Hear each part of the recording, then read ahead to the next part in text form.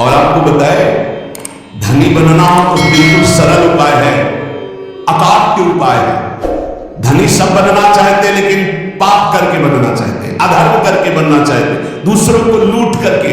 हाँ, बोले शॉर्टकट से, तो शॉर्टकट से ऐसा मरोगे कि फिर निकलने को नहीं मिलेगा इस माया समुद्र से। ध्यान रखना, ये जो सोचते हैं ना बहुत जल्दी धनी बन जाने के लिए, एक उपाय है, बहुत जल्दी कृपा हो जाएगी, बहुत जल्दी धनी बन जाओगे। क्या?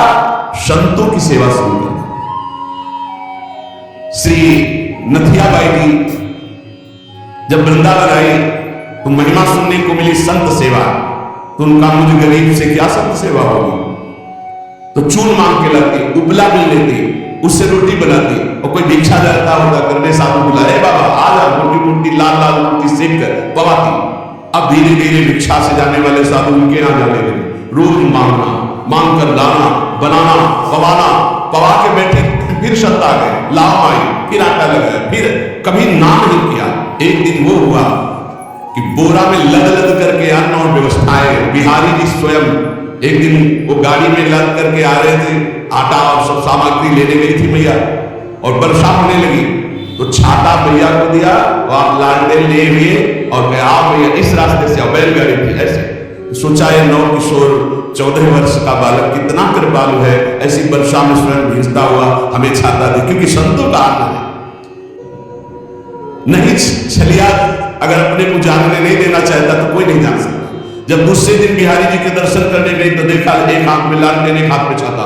बोले अब हमें समझ में आया कि कौन था, आप थे बिहारी जी। श्री महामहिम परम भागवत सुदामादास जी महाराज बिल्कुल इसी पद्धति से संत सेवा शुरू की थी। गऊ के उपले मिलकर लाना और आटा मांगकर संतों को रोटी बनाना और पवाना, और आज सैकड़ों संतों का रोज प्रसाद होता है। तब से लेकर अभी तक रोज संत सेवा, सैकड़ों संतों के आसन लगे हुए, सैकड़ों संतों को भोग प्रसाद पवाया जाता है। ऋषि मुरारी जी ने गुरु आज्ञा का पालन, संत सेवा की, पर संत सेवा का बहुत कठिन व्रत है, बहुत कठिन व्रत है, क्योंकि अलग अलग स्वभाव के संत, अलग अलग भाव के संत।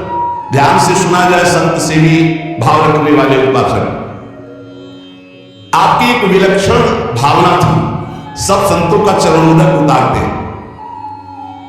ये भी ध्यान रखना चाहिए कि उसमें ये नहीं देखना चाहिए कि इनके पैर गंदे हैं, इनमें क्या लगा हुआ। नहीं, जब चरणोदक उतार रहे हैं तो सबके, भले कुष्ठ क्यों ना हो उनके चरणों में, लीला हो सकती है, वही भगवान हो सकते हैं। ध्यान रखना, जब चरण धोने के लिए संतों के बैठते हो आप लोग, तो उन्हीं में से ऐसे आ सकते हैं घृणित वेश धारण करके, जिनको छूना भी अच्छा नहीं लगेगा।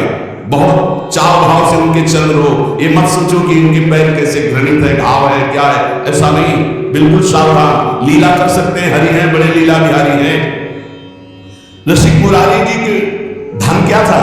संतों का चरणोदक भर भर के माट में ऐसे ऊपर विराजमान किए आसन पे, और रोज उनकी परिक्रमा, रोज साष्टांग दंडवत, और रोज चरणामृत पान, रोज चरणामृत उतरवाना और संतों को भोग पवाना। संतों के चरणामृत में किसी भाग्यशाली की निष्ठा होती है। मटकों में भर भर के रख के, जैसे कोई संपत्ति रखता है, ऐसे बड़ी कृपा है, गुरुजनों की बड़ी कृपा है जिनको संत चरणामृत में। और जब से वैष्णव मार्ग मिला तब से गुरु कृपा से नित्य चरणामृत मिलता है। 500 वर्ष पहले महापुरुषों के जो चरणामृत वो आ करके अपने आप कृपा करके दे गए। ये तुलसीदास जी का चरणामृत है, ये अमुक संत का चरणामृत है। तो गुरु कृपा से बहुत से पात्रों में चरणामृत ऐसे रखा, रोज दर्शन, रोज पान, रोज सौभाग्य मिलता है। चरणामृत उसकी पूजा करते, आरती उतारते, परिक्रमा करते, दंडवत करते संतों की चरणामृत की। चरणामृत की निष्ठा, जवाब में सबसे पहले चरणामृत। कई बार ये लीला होती, वहां अलग चरणामृत, यहाँ अलग चरणामृत रखा, पहले चरणामृत, फिर जो कुछ बाल भोग जो मिले, पहले चरणामृत, भोजन तो पहले चरणामृत। चरणामृत की निष्ठा होनी चाहिए, ऐसा नहीं कि भोजन देखा टूट पड़े।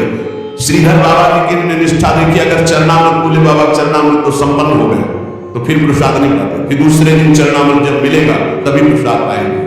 बड़ी निष्ठा होनी चाहिए चरणामृत में, संत चरणामृत में। कभी कभी विचित्र लीला हुई, संत चरणामृत उतारा गया और 4 दिन के बाद दुर्गंध प्रकट हो गई। अब इतनी कीमती चीज कैसे फैला दी? तब फिर आया, ढक्कन खोल के